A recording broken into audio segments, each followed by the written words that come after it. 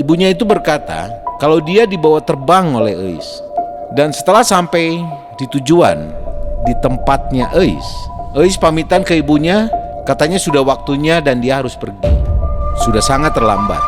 Ibunya Eis melihat Eis terbang ke atas hingga tidak terlihat dan menghilang begitu saja.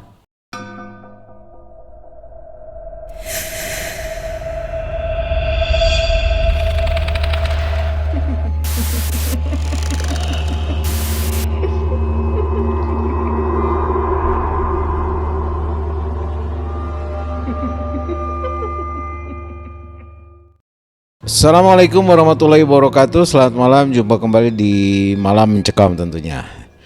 Terima kasih buat Sobat MM yang sudah mensupport dan mendukung video ini dengan menekan tombol subscribe dan menyalakan loncengnya. Nah, di video kali ini kita akan mendengar sebuah kisah yang disampaikan oleh Ibu Hani, ya, Ibu Hani dari Italia. Kebetulan tinggalnya jauh nih di luar negeri di Italia. Dan Ibu Hani ini memiliki sebuah pengalaman yang akan disampaikan, dikisahkan di Malam Mencekam ini. Sekali lagi terima kasih buat Ibu Hani, dan tentunya terima kasih juga buat Sobat Malam Mencekam semua yang selalu setia menemani kami, ya. Bagaimana cerita mengenai Ibu Hani? Kita simak cerita berikut ini.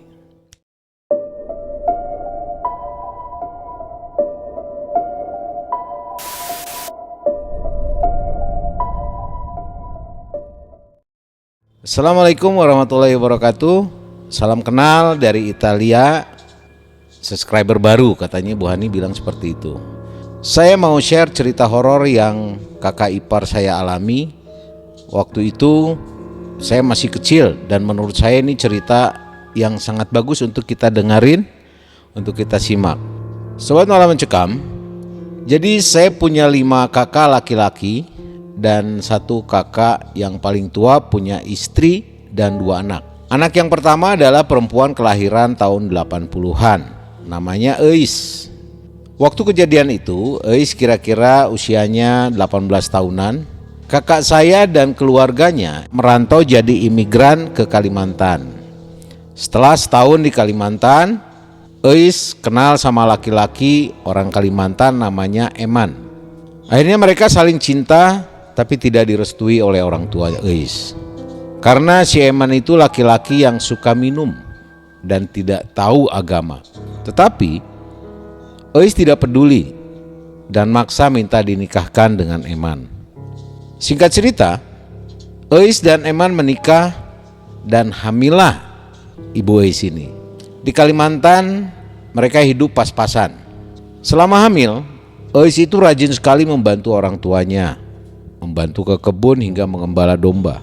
Sedangkan suaminya diam-diam aja di rumah, tidak ada kerjaan dan tidak melakukan apa-apa. Jelas saja orang tua Eis semakin lama semakin tidak suka dengan kelakuan suaminya. Sudahlah pemabuk, gak tahu agama, malas pula tidak mau bantu-bantu mertua.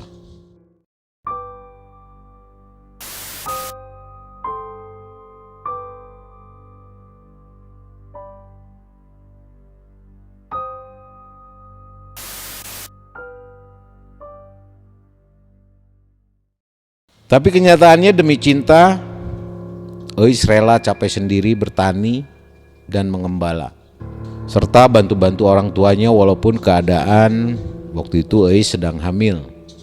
Nah, singkat cerita, Eis melahirkan anak perempuan. Dan setelah melahirkan, entah apa yang terjadi, Eis jadi kurang bisa melihat. Penglihatannya terganggu, kabur, juga kelihatannya remang-remang. Nah, setelah itu orang tua Eis semakin benci sama suaminya, karena setelah istri melahirkan saja dia tidak ada perubahan. Dan akhirnya orang tua Eis memutuskan untuk kembali ke kampung halaman mereka, yaitu di Cianjur. Dengan membawa Eis dan anak bayinya, suami Eis ditinggalin di Kalimantan. Eis dan orang tuanya tiba di kampung halaman, yaitu di Cianjur. Eis yang kurang bisa melihat selalu tinggal sendirian dan anak bayinya di rumah, karena ayah dan ibunya selalu ke sawah. Eis selalu dimarahin sama ibunya. Kenapa kamu menikah dengan laki-laki itu? Kamu tahu kan dia itu tidak baik. Kamu hamil, Kerja keras dia tidak bantu-bantu. Sampai sekarang kamu buta pun dia tidak peduli. Begitu kata Ibu Eis. Setiap hari Ibu Eis memarahi anaknya itu habis-habisan dan selalu menyalahkan. Eis merasa bersalah dan selalu minta maaf sama ibunya. Tapi ibunya seperti mau melampiaskan kemarahannya dengan cara memperlakukan Eis sebagai pembantu. Eis harus masak dan bersih-bersih rumah setiap hari, walau dalam keadaan kurang melihat. Untuk menebus kesalahannya kepada orang tuanya itu, Eis selalu mencoba membuat orang tuanya bahagia dengan menyiapkan makan siang dan makan malam, serta bersih-bersih rumah setiap hari. Hingga suatu hari, Eis keluar menuju sebuah warung kecil tidak jauh dari rumahnya itu untuk mengambil dulu sampo.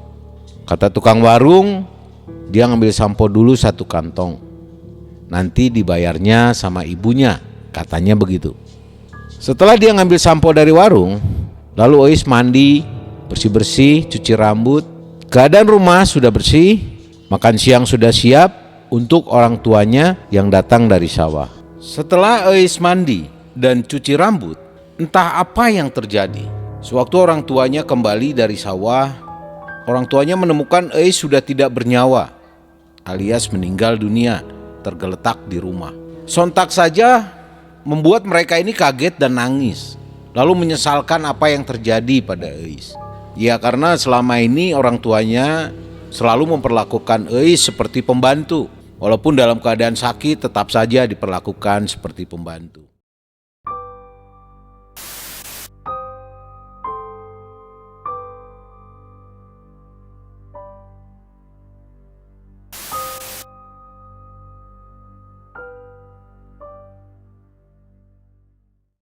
Nah, singkat cerita, jenazah Eis dikuburkan dan sorenya diadakan tahlilan.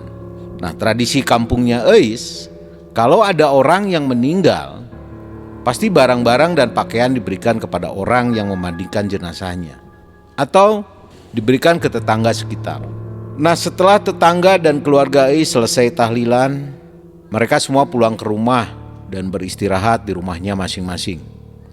Sobat MM, disinilah terjadi hal yang menurut saya cukup aneh, mistis, dan sangat mencekam. Sekitar jam 12 malam, setelah tahlilan atas almarhum Eis, ibunya Eis mendengar suara di depan pintu rumah. Seperti ada yang mengetuk pintu rumahnya dan seolah-olah memanggil ke dalam rumah dari arah luar. Suaranya seperti ini.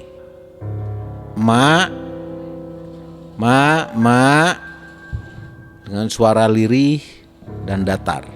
Lalu ibunya Eis sontak terbangun dan penasaran untuk melihat keluar serta membuka pintu rumahnya.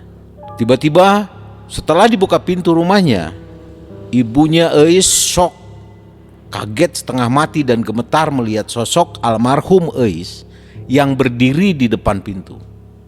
Memakai pakaian serba putih dan mengenakan sendal yang sudah dibagikan ke orang yang memandikan jenazahnya, yang dibagikan pada tadi sore. Entah apa yang terjadi, ibunya seperti mengalami kerasukan atau terkena sirep oleh sosok almarhum Eis. Kenapa? Karena ibu Eis tidak sadar kalau Eis sudah meninggal. Dia merasa bahagia sekali melihat Eis bisa kembali hidup. Lalu ibunya Eis mengajak Eis masuk ke rumah dan duduk di sofa waktu itu. Akhirnya mereka mengobrol antara ibu dan anak, seolah-olah Eis ini belum meninggal dan masih hidup seperti manusia normal. Almarhum Eis bilang meminta maaf kepada ibunya, dan sosok Eis ini terlihat sangat sedih dan menangis. Singkat cerita Sobat MM, setelah kurang lebih 1 jam mereka ngobrol di dalam rumah, akhirnya sosok almarhum Eis ini pamitan dengan ibunya. Dia berkata dia harus pulang dan minta diantar sama ibunya. Ibunya dan Eis keluar rumah dan pergi untuk mengantar sosok almarhum Eis.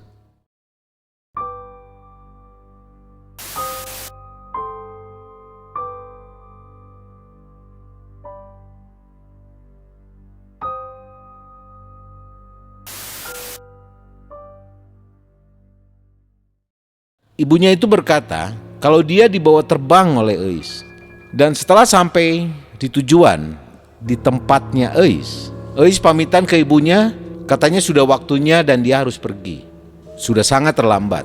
Ibunya Eis melihat Eis terbang ke atas hingga tidak terlihat dan menghilang begitu saja. Akhirnya ibu Eis sadar dan terbangun kalau dia sedang tidur di atas kuburan Eis. Sontak saja ini membuat ibunya Eis kaget. Kenapa dia ada di kuburan dan merasa takut. Akhirnya dia lari sambil teriak-teriak menuju kampung. Kebetulan jarak kampung dengan pemakaman itu tidak terlalu jauh, cukup dekat. Cuma terhalang beberapa petak sawah.